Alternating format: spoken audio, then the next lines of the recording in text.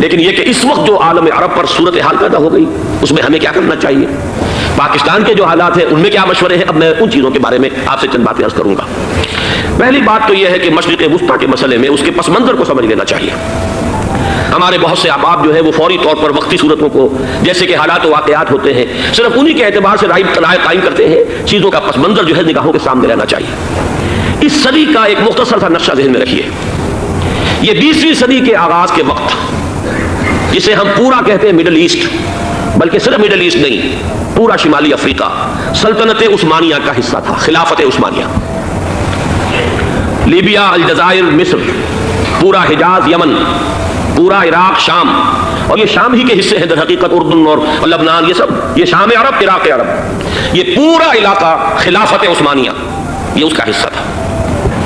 پہلی جنگ عظیم میں انگریزوں نے عربوں کو بغاوت پر آمادہ کیا، غداری پر آمادہ کیا، انہوں نے خلافت عثمانیہ کے خلاف بغاوت کی، بیج بوئے ان کے دلوں کے اندر نفرت کے، ابھارا انہیں کہ تم ترکوں کے غلام کیوں ہو، تمہیں خود حاکم ہونا چاہیے، تم کھڑے ہو جاؤ، ہم مدد کریں گے، تم بغاوت کرو، تم ان ترکوں کے خلاف ہماری مدد کرو، ہم تمہیں آزاد کر دیں گے، تم اپنے پاؤں پر خود کھڑے ہو جانا۔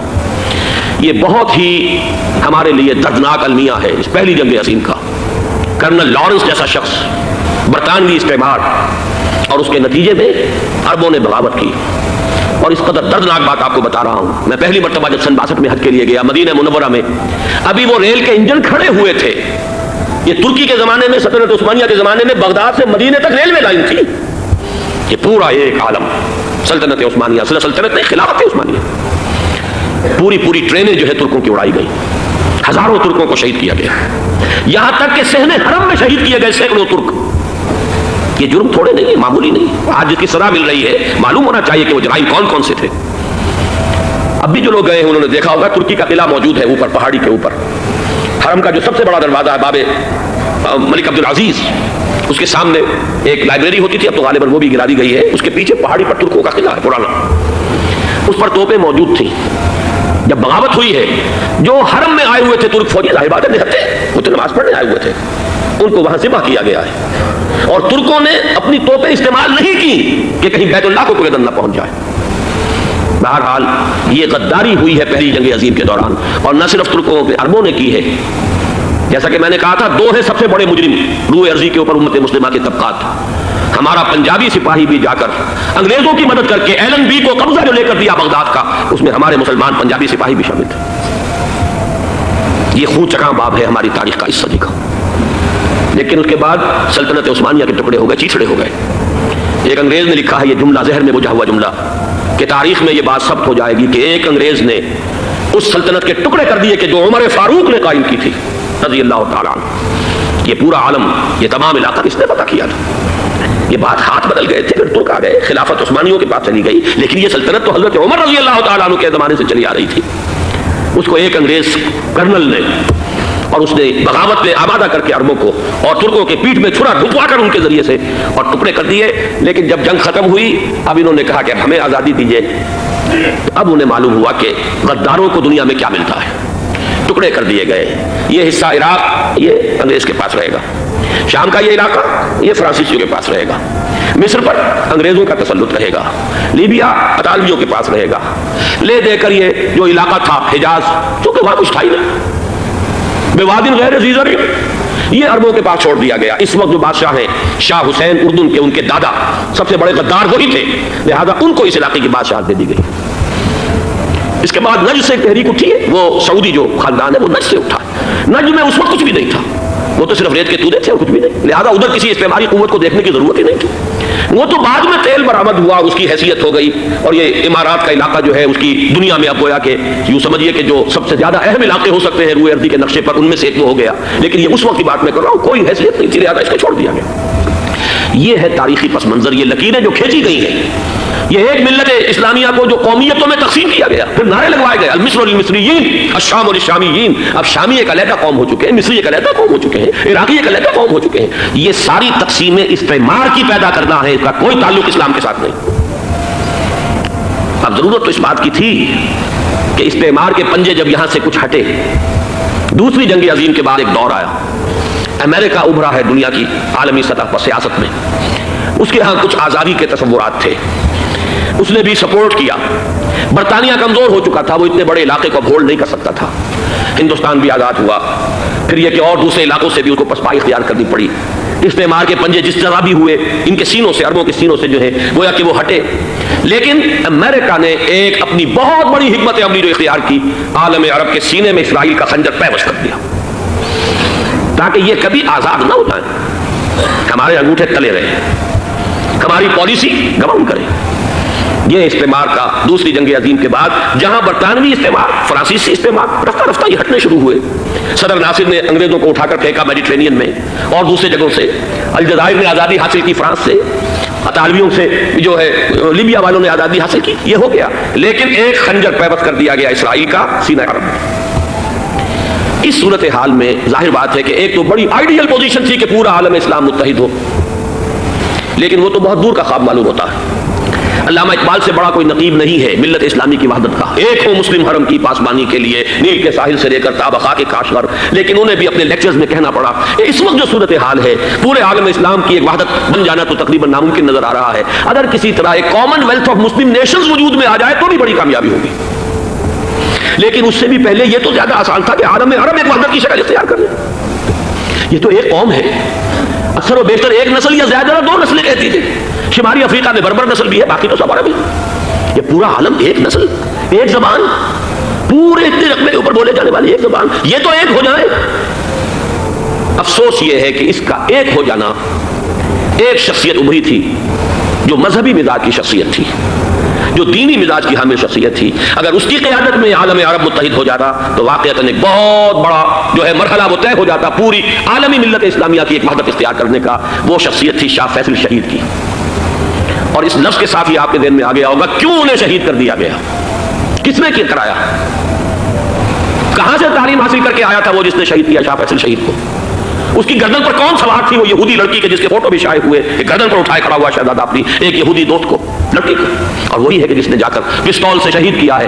جہاں میں اچھی طرح جان لیجئے, جیسے بارہا میں نے عرض کیا ہے کہ حضرت عمر کو شہید کرنے والا کہنے کو ابو لولو فیروز تھا, لیکن اس کے پیچھے پورا ایرانی نسل پرستی کا جو پورا پس منظر ہے, اسے تو ہر شخص جس کی ذرا بھی نگاہ جو ہے جو صرف منظر کو نہ دیکھ رہی ہو, پس منظر کو بھی دیکھنے والی ہو, وہ تو جان دے گی کہ ابو لولو فیروز ایک فرد کا نام نہیں تھا, وہ ایران کا انتقام تھا عالم عرب سے. بالکل اسی طریقے سے یہ امریکی استعمار کا ہتھ کنڈا تھا, اسے محسوس ہوا.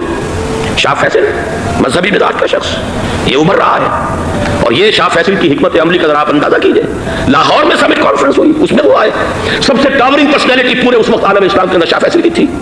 اور وہ گویا کہ ایک بہت ہی جس کو کہا جائے کہ ایک بہت ایلڈرلی, ایک بزرگانہ ایک شخصیت جو ہے, اور انہوں نے اپنے دولت کے دروازے, عرب میں وہ مشہور تھے کہ نہایت خسیس اور بخیل انسان ہے, اس لیے کہ وہاں وہ خرچ کرتے تھے حساب کتاب کے ساتھ, لیکن ان کے خزانے کھلے ہوئے تھے عالم اسلام کے لیے. ادھر بھی مدد ہے, ادھر بھی مدد ہے, ادھر بھی کام ہو رہا ہے, ادھر بھی کام ہو رہا ہے. پھر انہوں نے تیل کا ہتھیار استعمال کر کے ایک دفعہ امریکہ کو دن میں تارے دکھا دیے تھے.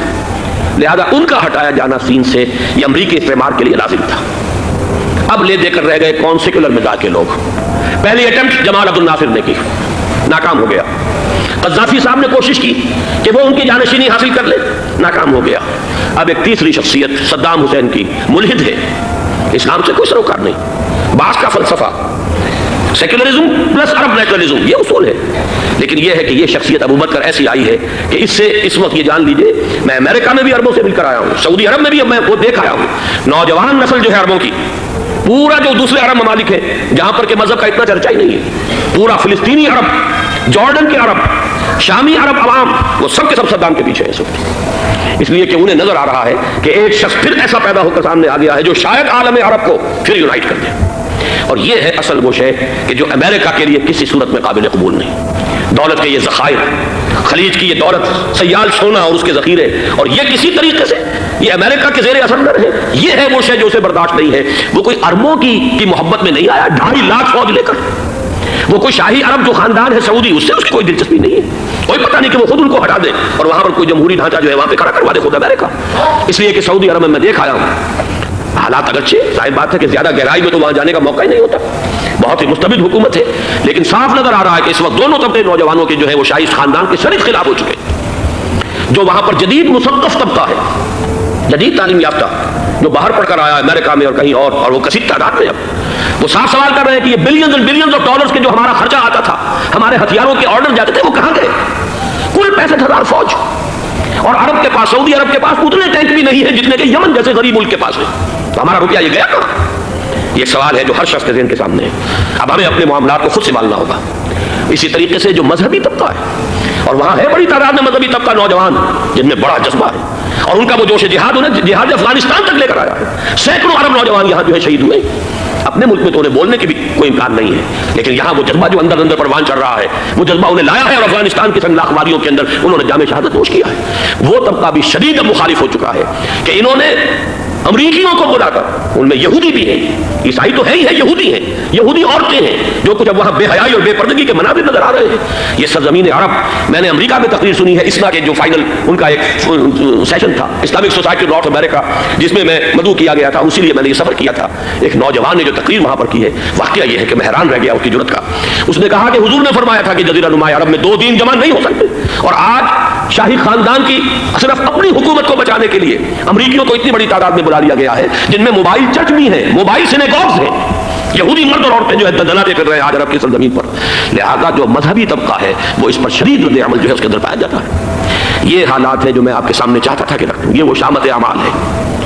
एक तरफ ये कि वो शख्सियत जो है सद्दाम हुसैन की, वो कोई पसंदीदा शख्सियत नहीं, लेकिन ये कि उस शख्सियत को तक़वियत देने वाले भी तो यही लोग थे। इन्हें खतरा था ईरान के इनकलाब से कि कहीं उसी किस्म का कोई इनकलाब हमारे यहाँ ना आ जाए, लिहाजा इनकलाब के ईरान को एक्सपोर्ट ना होने दे, इसलिए उन्होंने इसी सद्दाम हुसैन को बिलियंस और बिलियंस डॉलर्स की मदद दी।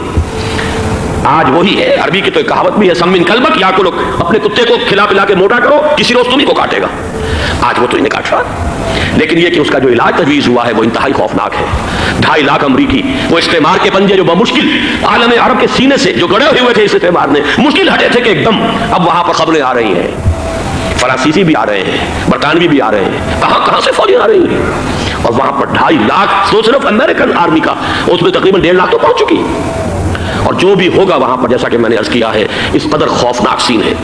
मैंने बहुत से हजरात वाकिफ होंगे, कई मरतबा मैंने हवाला दिया है मौलाना सैयद हामिद मियां रहमहुल्लाह का। उन्होंने एक दफा मुझे बताया था कि अहादीस में जो कुर्ब क़यामत के हालात और वाक़यात की पेशिनगोइयां हैं, उनमें यह है कि वो जो आखिरी जंग होनी है जो कि दज्जाल के खिलाफ होगी मुसलमानों की, और जिसमें कि हजरत मसीह अलैहिस्सलाम का नुज़ूल होगा जिसके सिलसिले में, उससे पहले एक जंग होगी बहुत खौफनाक, बहुत खौफनाक। और अजीब अल्फाज उनके ये थे कि उसमें एक तरफ मुसलमान और ईसाई और यहूदी तीनों होंगे। ये बात समझ में नहीं आती थी कि मुसलमान और यहूदी एक जगह कैसे जमा हो सकते हैं। आज वो नक्शा नजर आ गया। आज इसराइल, अमेरिका, सऊदी अरब, अब ये एक है। बल्कि चलते आइए, मिस्र, इसराइल, सऊदी अरब और जो भी इनके हवारी हैं वो सब एक साथ में खड़े, और उनके ऊपर सियारत किसकी है? अमेरिका की। वो नक्शा आ गया है। और उस जंग के सिलसिले में मौलाना हामिद मियां रहमहुल्लाह ने मुझे बताया था कि हदीस में अल्फाज आए हैं, इतने लोग हलाक होंगे, इतने लोग हलाक होंगे, इतने लोग हलाक होंगे कि एक परिंदा सैकड़ों मील तक उड़ता हुआ चला जाएगा, उससे सिवाय लाशों के और कुछ नजर नहीं आएगा। ये नक्शा खाकम बदहन तुला हुआ है, खड़ा हुआ है। जो भी होगा, कीमियावी जंग, कीमियावी वारफेयर, केमिकल वारफेयर और फिर एटॉमिक वारफेयर, जिसकी खुली धमकियां दी जा चुकी हैं।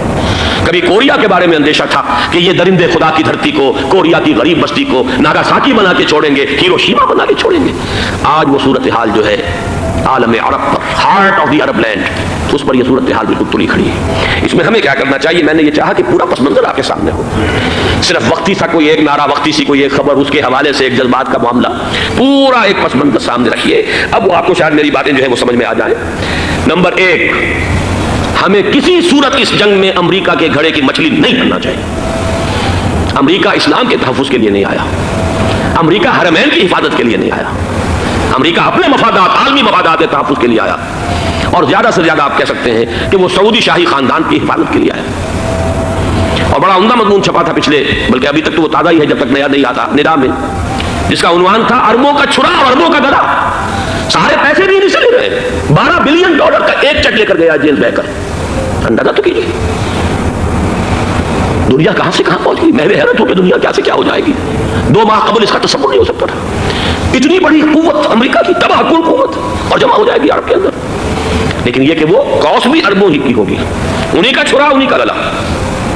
हमें करना ये चाहिए, अल्लाह ताला हमारी हुकूमत को, हमारे सियासतदानों को, हमारे जिम्मेदार लोगों को हिदायत दे, वो अमेरिका के भेड़े की मछली न बने। उसके तहफ़्फ़ुज़ के लिए या शाही खानदान की हिफाजत के लिए बहुत कुछ उन्होंने ऐश कर लिए, काफी ऐश कर लिए।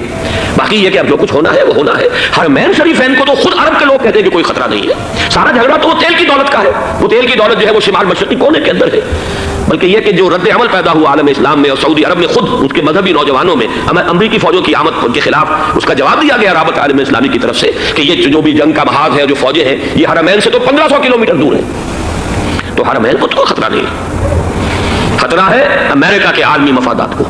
آج آپ کو معلوم ہے دنیا دو طبقوں میں بٹی ہوئی ہے، دی رچ اینڈ دی پور۔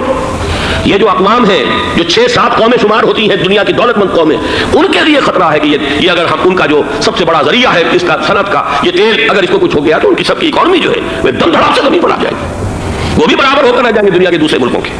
یہ اس کی حفاظت کے لیے آئے ہیں۔ ہمارے نوجوان کو آج میں سوچتا ہوں کاش کہ ہمیں معلوم ہو، ہمیں وہ تاریخ دہرانی نہیں چاہیے کہ ہم نے پہلی جنگ عظیم میں انگریزوں کے استعمار کے پنجے گڑوانے کے لیے اپنی جانیں دیں۔ پنجاب کا نوجوان، پنجاب کا مسلمان سپاہی بھی جا کر ایلن بی کو قبضہ دلوانے کے اندر اور بغداد پر قبضہ کرانے میں اس کے تعاون کیا، اس کی مدد کی۔ کیا آج بھی وہی تاریخ اپنے آپ کو دہرائے گی؟ آج ہمارا فوجی جائے گا وہاں پر امریکہ کے تحفظ کے لیے، اس کے مفادات کے تحفظ کے لیے؟ پہلی بات یہ کہ ہرگز نہیں ہونا چاہیے۔ ہونا کیا چاہیے؟ پہلی کوشش یہ ہو کہ یہ بین الاسلامی معاملہ بنے، مسلمان امت آئے، امریکی فوجیں جائیں، فرانسیسی جائیں، برطانوی جائیں۔ ہاں اس صورت میں میں کہتا ہوں پاکستان کا ایک بچہ وہاں جائے اور اپنی جان قربان کر دے، اس لیے کہ یہ قرآن کا حکم ہے۔ وَإِن طَائِفَتَانِ مِنَ الْمُؤْمِنِينَ اقْتَتَلُوا فَأَصْلِحُوا بَيْنَهُمَا فَإِن بَغَتْ إِحْدَاهُمَا عَلَى الْأُخْرَى فَقَاتِلُوا الَّتِي تَبْغِي حَتَّى تَفِيءَ إِلَى أَمْرِ اللَّهِ فَإِن فَاءَتْ فَأَصْلِحُوا بَيْنَهُمَا بِالْعَدْلِ وَأَقْسِطُوا إِنَّ اللَّهَ يُحِبُّ الْمُقْسِطِينَ۔ امت مسلمہ کو حکم دیا گیا ہے اگر مسلمانوں کے دو گروہ لڑ پڑے تو تم صلح کراؤ، اور اگر ایک فریق زیادتی پر اڑا رہے تو اب سب مل کر اس سے جنگ کرو یہاں تک کہ اسے اللہ کے حکم کے آگے جھکا دو۔ پھر اگر وہ اللہ کا حکم مان لے، صلح پر آ جائے تو پھر عدل و قسط کے ساتھ ان کے درمیان صلح کرا دو۔ یہ ہمیں حکم ہے، مسلمانوں کو حکم ہے۔ لیکن یہ کہ یہ امریکی آ رہے ہیں اور امریکی استعمار اور امریکی مفادات اور اس کے لیے جو ہے پاکستان کا مسلمان سپاہی بھی جائے، میرے نزدیک کسی صورت میں صحیح نہیں۔ مطالبہ بھی ہو رہا ہے، آج ہی غالباً ایک انٹرویو آیا ہے، شاہ حسین کے بھائی جو ہیں حسن بن طلال، انہوں نے بھی یہی کہا ہے کہ اس کو مسلمانوں کو آپس میں اس معاملے کو طے کرنا چاہیے، اس قضیے کو امریکی فوجوں کو یہاں سے فوراً واپس جانا چاہیے۔ اور یہی بات میں یقیناً تائید کروں گا، تحسین کروں گا، یہی موقف ایران کا ہے۔ ایران عراق کے خلاف جو UN کے سینکشنز ہیں کہتا ہے ہم اس کی پابندی کریں گے، لیکن امریکہ کو یہاں سے نکلنا چاہیے۔ یہ مسلمانوں کا اپنا معاملہ ہے، وہ آپس میں طے کریں۔ پاکستان کو بھی یہی موقف اختیار کرنا چاہیے پوری قوت کے ساتھ۔ اس میں کوئی بھی اگر کمزوری ہو رہی ہے تو در حقیقت یہ گویا کہ ہم امریکی استعمار کے ہاتھ میں اس کا آلہ کار بن کر، کھلونا بن کر استعمال ہو رہے ہیں، جو کہ ہمیں کسی صورت میں نہیں کرنا چاہیے۔ اگر یہ بھی ناکافی ہو تو دوسرا ایک اور مسئلے کا حل موجود ہے اس سے براڈر سطح پر، کہ غیر جانبدار ممالک اگر کوئی ہے ان کو بھی اس قضیے کے اندر شامل کیا جائے۔ ایک تحریک تھی کسی زمانے میں، کافی بڑی تھی، لیکن یہ کہ وہ بھی اگر اس کے اندر شامل ہو جائیں۔ لیکن امریکہ، رشیا، یہ تو ظاہر بات ہے سپر پاورز ہیں، ان کے مفادات ہیں، عالمی اور گلوبل مفادات ہیں، لہذا اول تو یہ ہونا چاہیے کہ بین الاسلامی معاملہ بنا کر اس صورت میں جیسا کہ میں نے عرض کیا ہماری پوری فوج بھی جائے، اللہ پر توکل کر کے۔ پاکستان کا محافظ اللہ ہوگا، اگر اللہ کے حکم کے اوپر عمل کرتے ہوئے مسلمان یہاں سے جائیں اور جا کر وہاں پر جو ہے اپنی جانیں دینے کو تیار ہو جائیں۔ لیکن اگر یہ اس میں بھی کافی نہ ہو تو جو بھی غیر جانبدار ممالک ہیں ان کو بھی اس معاملے کے اندر شریک کیا جا سکتا ہے۔ بدرجہ آخر اگر پاکستانی فوج جائے وہ صرف حرمین شریفین کے گرد و نواح میں ان کو ڈپلوائے کیا جانا چاہیے۔ اگر خدا نہ خواستہ وہاں پر کوئی آنچ آنے کی شکل پیدا ہو جائے تو اس کی اے عرض پاک تیری حرمت پہ کٹ مرے ہم، اس کے لیے مسلمانوں کو تیار رہنا چاہیے۔ اس لیے کہ بہرحال جہاں تک عرض پاک کی حرمت کا تعلق ہے وہ ہمارے ایمان کا جز ہے۔ باقی برطانوی مفادات، امریکی مفادات، صنعتی ممالک کے مفادات یا کسی شاہی خاندان کے مفادات، یہ شاہی خاندان یہ تو گرتی ہوئی دیواریں ہیں، جانا ہے آج نہیں تو کل، لیکن یہ کہ اصل معاملہ ہے امت کا، اصل معاملہ ہے امت مسلمہ کا، اصل معاملہ ہے حرمین شریفین کا، لہذا ان دونوں چیزوں کو لازماً گڑبڑ نہ کریں۔ آپ حضرات کے علم میں ہے کہ اس سے پہلے ایران کی طرف سے بار بار مطالبہ ہوا کہ حرمین کو بین الاسلامی کنٹرول میں دے دیا جائے اور سعودی عرب کا اس کے اوپر سے جو انتظامی عمل دخل ختم کر دیا جائے۔ میں نے کبھی تائید نہیں کی، اس لیے نہیں کی کہ میرا مشاہدہ ہے، میں گیا ہوں بارہا، سعودی عرب کی حکومت نے چاہے خود بھی بڑے بڑے محل بنائے ہیں لیکن حرمین کی خدمت کے اندر بھی کوئی کمی نہیں کی، اس پر انہوں نے اربوں ڈالر اس پر بھی خرچ کیا ہے، اس کے اوپر انہوں نے اس حج کے انتظامات پر پوری حکومت جو ہے وہ اپنے آپ کو لگائے رکھتی ہے۔ لہذا اس اعتبار سے کوئی کمی کی بات نہیں وہاں پر آئی کہ جس کے لیے ضرورت ہو کہ ان کا عمل دخل وہاں سے ختم کیا جائے، لیکن یہ صورتحال اب جو پیدا ہو گئی ہے یہ بالکل مختلف ہے، اسے اس کے کانٹیکسٹ کے اندر دیکھا جانا چاہیے اور اسی کے حوالے سے میں نے چند رائے آپ کے سامنے رکھی ہیں۔ اب آئیے پاکستان کی طرف جو ہمارا اصل مسئلہ ہے، اس کے تو ہم سب سے بڑے ذمہ دار ہیں، اس کی بھلائی ہے تو، برائی ہے تو، اس میں خیر آتا ہے تو وہ بھی ہماری کوشش اس کے لیے ضروری ہے، اور کوئی شر پیدا ہوتا ہے تو اس کی ذمہ داری بھی ہم پر آئے گی، اس کے ذمہ میں چند باتیں عرض کر رہا ہوں۔ شدید ترین خطرہ ہے جیسا کہ میں عرض کر چکا ہوں کہ بھارت حملہ کرے گا، مجھے تو تقریباً یہ رائٹنگ آن دی وال کے مانند ایک فیصلہ نظر آ رہا ہے، بلکہ آج میں کسی سے کہہ رہا تھا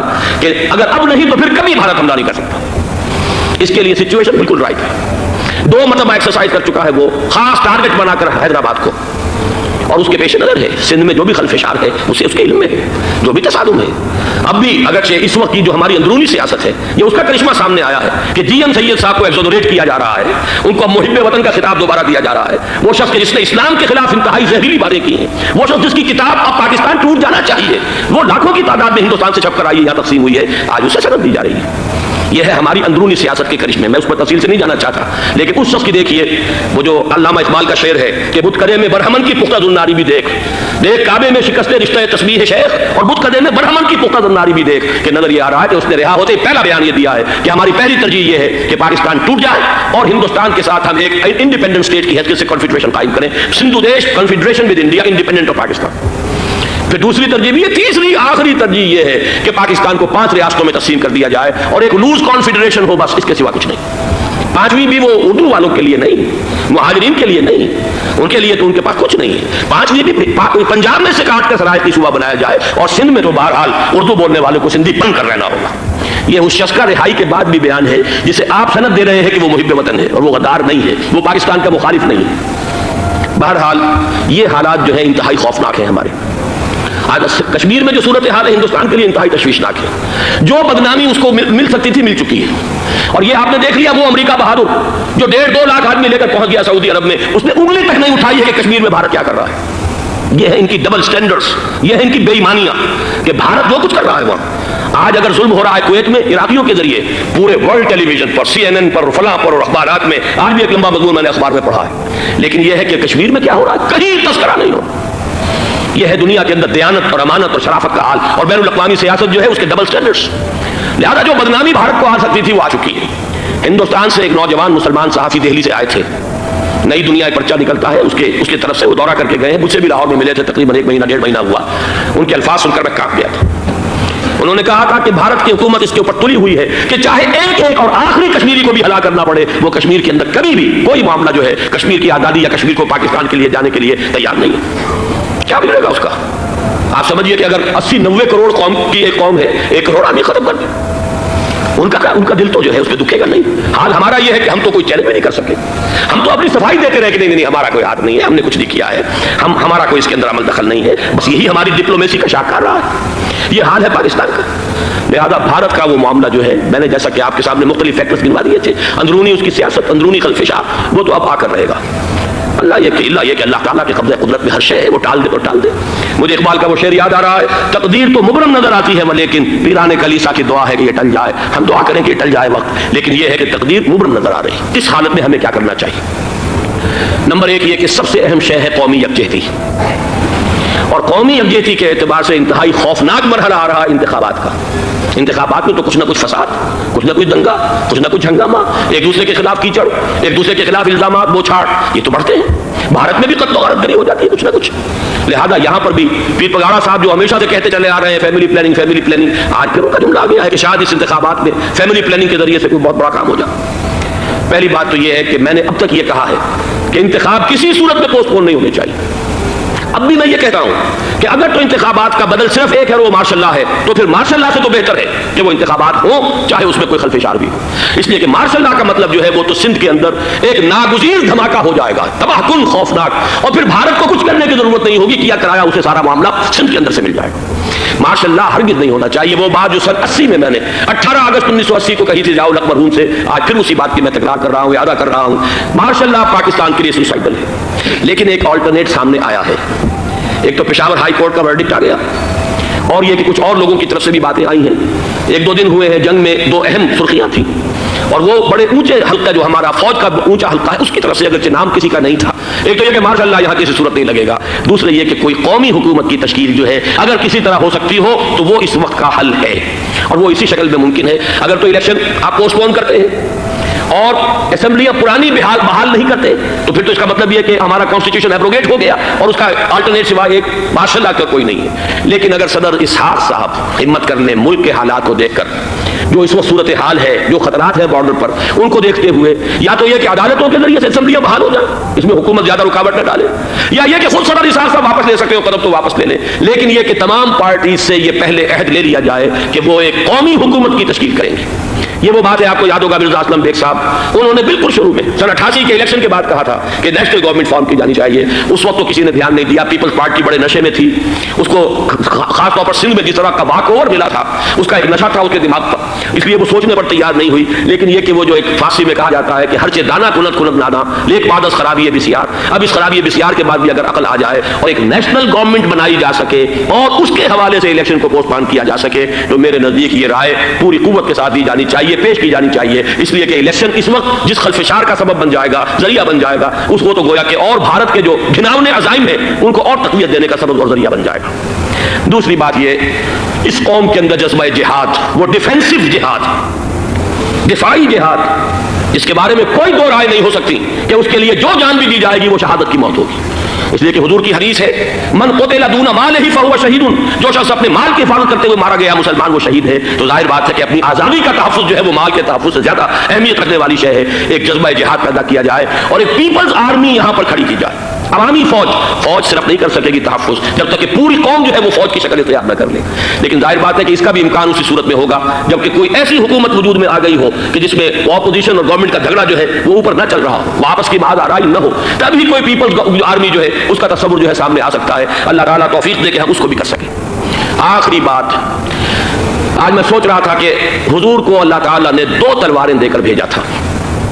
ایک تلوار قرآن، جاہدہم بہ جہادا کبیرا، اے محمد یہ ہے آپ کی تلوار، اس کے ذریعے جہاد کیجئے، قلاقمہ کیجئے جاہلیت قدیمہ کا بھی، قلاقمہ کیجئے جاہلیت جدیدہ کا بھی، اور یہ بے یقینی کو رفع کیجئے، ایمان پیدا کیجئے. یہ ہے کہ جو آج ہمارے پاس وہ جہاد بالقرآن کے حوالے سے ہے. اور دوسرا ہتھیار تھا دین حق، هو الذي ارسل رسوله بالهدى ودين الحق ليظهره على الدين كله. وہ نظام میں عدل اجتماعی، وہ جو واقعہ یہ ہے کہ اگر اس کا نمونہ دنیا کو دکھا دیا جائے تو پوری دنیا اسے قبول کرے گی. اس لیے کہ دنیا تو پیاسی ہے، دنیا مختلف نظاموں کو ٹرائی کر کے تھک چکی ہے. اس نے جمہوریت کا تجربہ بھی کر لیا ہے جس نے سرمایہ داروں کی آمریت کی شکل اختیار کر لی. دنیا نے کمیونزم کا تجربہ بھی کر لیا ہے، وہاں سے بھی پسپائی اختیار کر رہی ہے نوع انسانی. لیکن یہ کہ وہ نظام عدل اجتماعی تو ہمارے پاس تھا. پچھلے سال آپ کو یاد ہوگا یہاں پر دسمبر کے مہینے میں اس کے اوپر سیمینار ہوئے تھے. سیاسی نظام، معاشی نظام، معاشرتی نظام، اخلاقی نظام، وہ پورا نظام زندگی جو ہے وہ ہمارے پاس ہے جس کے لیے یہ ملک لیا گیا تھا. اسلامی انقلاب برپا کر کے اور یہاں پر اس دین کو قائم کیا جائے. میں چند باتیں بھارت کے حوالے سے کہنا چاہتا ہوں. بھارت کے سلسلے میں ہم سے بہت بڑی بڑی کوتاہیاں ہوئی ہیں ہندو قوم کے حوالے سے. پہلی کوتاہی یہ ہوئی کہ ہم نے 800 یا 1000 برس تک حکومت کی. اگرچہ صوفیاء نے کچھ تبلیغ کی یہاں پر، لیکن علمی سطح پر، انٹلیکچوئل لیول پر کوئی تبلیغ کا کام نہیں کیا. ہندوؤں کی جو اعلیٰ ذات کے لوگ ہیں اور ہندو ذہن ہے فلسفیانہ ذہن، اس فلسفیانہ ذہن کو ہم نے کبھی سمجھنے کی کوشش نہیں کی. اس تک ہم نے دین کی دعوت کو نہیں پہنچایا. ہم نے جہاد بھی سیف کر کے انہیں زیر تو کر لیا، ان پر حکومت تو کی، لیکن یہ ہے کہ جہاد بالقرآن کے ذریعے سے ان کے نظریات، ان کے افکار، ان کے عقائد، ان کے نظریات باطلہ کا علاج نہیں کیا. یہ ایک بہت بڑا جرم تھا کہ ہم نے یہاں پر 1000 برس تک حکومت کی لیکن یہ فرض منصبی ادا نہیں کیا. اس ضمن میں آپ سے عرض کروں کہ پچھلے سال جب میں گیا تھا انڈیا، مولانا علی میاں سے مدظ اللہ علی میری ملاقات ہوئی. میں نے انہیں ایک مشورہ دیا، وہ چونک گئے، انہوں نے مشورہ پسند بھی کیا. یہ مجھے نہیں معلوم کہ اس پر عمل کیا یا نہیں. میں نے ان سے عرض کیا کہ آپ ندوۃ العلماء میں سنسکرت کی تعلیم لازم کر دیں تاکہ یہاں کا عالم دین جو نکلے وہ ہندو جو مذہب کی کتابیں ہیں ٹاپ کی امہات کتب ان کو بھی سمجھ سکتا ہو. جب تک آپ ہندو ذہن کو نہیں سمجھیں گے اسلام اس کے سامنے پیش نہیں کر سکتے. لہذا ایک کام تو ہمیں یہ کرنا ہے، اور میں نے شاید آپ میں سے جو حضرات بھی میثاق پڑھتے ہیں ان کے تو علم میں یہ بات ہوگی کہ میں نے شاہ ولی اللہ دہلوی رحمۃ اللہ علیہ کا ایک قول جو ہے نقل کیا ہے. ہندوستان ہی کے ایک رسالے میں وہ ان کا قول جو ہے اس کو کوٹ کیا گیا تھا، وہاں سے میں نے نقل کیا کہ انہوں نے فرمایا کہ ایک وقت آئے گا کہ ہندو قوم کی اعلیٰ ذات کی اکثریت اسلام قبول کر لے گی. اللہ کرے کہ وہ کام ہو، وہ بھی ہوگا تو جہاد بالقرآن کے ذریعے سے ہوگا. دوسری 2 کوتاہیاں کیا ہوئی؟ دیکھیے میں اس کی مثال دے رہا ہوں. ہم نے اب تک اسلام کے لیے جو نعرہ بازی کی ہے اس کا نتیجہ یہ نکلا، ہندو کو ہم نے بیدار کر دیا، چوکنا کر دیا، منظم کر دیا، اپنے خلاف کھڑا کر دیا اور ہم نے کچھ کیا نہیں. اس کی ایک سادہ مثال دے رہا ہوں. چپ راس چپ خاکسار تحریک دہل گیا تھا پورا ہندوستان. واقعہ یہ کہ دہل گیا تھا. وہ تحریک تو اس کے بعد ختم ہوئی، اب آثار قدیمہ میں کہیں رکھی ہوئی ہے. لیکن ہندو نے اس وقت سے RSS شروع کی، ہندو کو جگہ دیا. RSS جوابی تحریک تھی خاکسار تحریک کے مقابلے میں، اور وہ 60 برس ہو گئے مسلسل کام کر رہے ہیں. وہ تحریک موجود ہے اور اب وہ بہت بڑی فارمیڈیبل فورس بن چکی ہے ہندوستان کے اندر. اسی طرح دوسری بات عرض کر رہا ہوں، ہمارے ہاں اسلام کا نعرہ، اسلامی نظام، اسلامائزیشن، حکومت، قانون، یہ پہلے تو لگا کرتا تھا اپوزیشن کے پلیٹ فارم سے. 11 برس جو تھے ہمارے مرحوم ضیاء الحق صاحب کے، وہ ایوان حکومت سے یہ نعرہ لگا. نتیجہ یہ نکلا ہندوستان میں رام राष्ट्र की तहरीक खड़ी हो गई जवाबी रद्द अमल के तौर पर। हमने तो कुछ किया भी नहीं, सिवाय कुछ कॉस्मेटिक तब्दीलियां, कुछ ऊपर की तब्दीलियां, कुछ रंगोरोगन, कुछ ईद मिलादुन नबी ज्यादा शौक से और ज्यादा शान से बनानी शुरू कर दी, कुछ और हमने इस तरह के जो है वो तकरीबात का आगाज कर लिया। बाकी वो इस्लाम का निज़ाम, वो निज़ाम तो हमने कायम नहीं किया। मैंने जो हज़रात वाकिफ है मुझसे, उन्हें याद होगा ये कि मैं सन 80 में पहली मरतबा भारत गया था, पाकिस्तान बनने के बाद। सन 47 नवंबर में मैंने क्रॉस किया था, from east Punjab to waste Punjab Pakistan आया, खून और खाक आग के दरिया उबूर करके। 33 बरस के बाद मैं गया था वापस हिंदुस्तान, पहली मरतबा सन 80 में। वापस आके जो मैंने तकरीर की थी उसके चंद चीजें याद होंगी बहुत से हज़रात को। मैंने कहा था मैंने 2 चीजें बड़ी अच्छी देखी हिंदुस्तान में, जिससे हिंदुस्तान में मुसलमानों और इस्लाम के मुस्तकबिल के बारे में जो बहुत ज्यादा अंदेशे और खतरे थे वो दूर हो गए। एक ये कि हिंदुस्तान में भी कोई एक नेशनलिज्म पैदा नहीं हो सका, बल्कि रीजनलिज्म है, इलाकाइयत है, लोगों के जहन के अंदर इलाकाइयत है। अगर एक मरकजी नेशनलिज्म पैदा हो जाए तो भारत बहुत बड़ी ताकत बन जाएगा, पूरे इलाके के लिए बहुत बड़ा खौफ खतरा बन जाएगा। दूसरी बात मैंने अर्ज की थी कि अल्लाह का शुक्र है कि हिंदू मजहब का कोई रिवाइवल वहां नहीं हुआ। By and large Indian Hindu जो है वो सेक्युलर जहन का है, मजहब का एहया वहां नहीं हुआ। ये सन 19 की बात मैं कह रहा हूं, इसलिए कि मजहब का अगर एहया वहां हो जाए तो मुसलमान के लिए बड़े खतरे की बात हो जाएगी। लेकिन आज मैं आपसे अर्ज कर रहा हूं 1990 में 10 बरस के बाद, ये जो 11 बरस तक हमारे यहाँ इस्लाम इस्लाम इस्लाम की रट लगी है, नतीजतन अब वहां मिलिटेंट हिंदू रिवाइवलिज्म एक बहुत बड़ी कुव्वत बनकर आ चुका है। हमने कुछ किया भी नहीं, नारे लगाए, और वहां बीजेपी अब अगले इलेक्शन के अंदर वो यकीन रखती है कि उसकी हुकूमत होगी। इस वक्त भी वीपी सिंह की हुकूमत जो है उसी के बल पर खड़ी है। मेरी मुलाकात रियाज में एक हुई है मुरादाबाद के नौजवान से, और गुफ्तगू के आखिर में वो रो पड़ा कि हम हिंदुस्तानी मुसलमान क्या करें, हम तो एक ऐसी सूरत हाल से 2 चार हो गए हैं कि कोई सूरत हमें नजर नहीं आ रही बचाव की। 30 अक्टूबर की डेट ली हुई है वीएचपी ने, विश्व हिंदू परिषद जो है वीएचपी, उसके दे रखी है कि हमने हर सूरत कुछ भी हो जाए, और ऐसे ऐसे तरीके उनके हैं। वो पहले ईंटें उन्होंने रवाना करनी शुरू की थी, उसके बाद अब यह है कि एक एक गांव से एक एक आदमी आएगा, 30 लाख गांव से एक एक आदमी चलकर आएगा, और वो जब पहुंचेंगे तो कोई उनके ऊपर, चूंकि एक एक आदमी चलकर आ रहा होगा, कोई दफा 144 हुकूमत की नहीं लग सकेगी, और हम जब इतने लोग जमा हो जाएंगे लामोहाना हमने वो मंदिर जो है तामीर करना है और वो मस्जिद गिरा देनी है। और उधर मुसलमान जो है आखिरी तौर पर तय किए हुए हैं कि चाहे हम सब कट मरे लेकिन हम ये मस्जिद गिरने नहीं देंगे। खुदा न खास्ता ये सूरत हाल अगर बिल फेल हो जाती है कंसंट्रेशन इस वक्त, तो फिर भी जो हुकूमत यूपी की है वो कुछ ना कुछ मुसलमानों का साथ दे रही है, लेकिन ये कि बेबस होते कोई देर नहीं लगेगी। अगर लाखों लोग जमा हो जाए उस शहर के अंदर, अयोध्या के अंदर, तो जाहिर बात है हर हुकूमत घुटने टेकने पर मजबूर हो जाती है। 50,000 अहले तशय्यो ने ज़ियाउल हक साहब के घुटने टिकवा दिए थे, दाग लगवा दी थी, और वो जो ऑर्डिनेंस था ज़कात ऑर्डिनेंस उसमें तरमीम करवा दी थी। क्या होगा? निहायत खौफनाक सूरत हाल है। लेकिन अगर हम यहाँ इस्लाम सिर्फ नाम ना हो अमलन कायम करके दिखा दें, मुझे यकीन है कि खुद हिंदू उसे कबूल करेगा। ये तो नेमत है, ये राहत है, ये निज़ाम अदल है, ये तो बेहतरीन हल है हमारे तमाम मसाइल का। लेकिन ये कि अगर हमने वो काम ना किया, वो इस्लामी इनकलाब की तरफ पेशकदमी ना की, वो जाहिदहुम बिही जिहादन कबीरा के जरिए से ईमान, और ईमान के साथ उसका लाजमी नतीजा वो एक जिद्दोजहद, इनकलाबी जिद्दोजहद, और उसके नतीजे में पाकिस्तान में इस्लामी इनकलाब लाकर इस्लाम के निज़ाम अदल इज्तिमाई को कायम करना, ये है दूसरा करने का असल काम, और ये है दर हकीकत के जो हमारे तमाम मसाइल का हल है।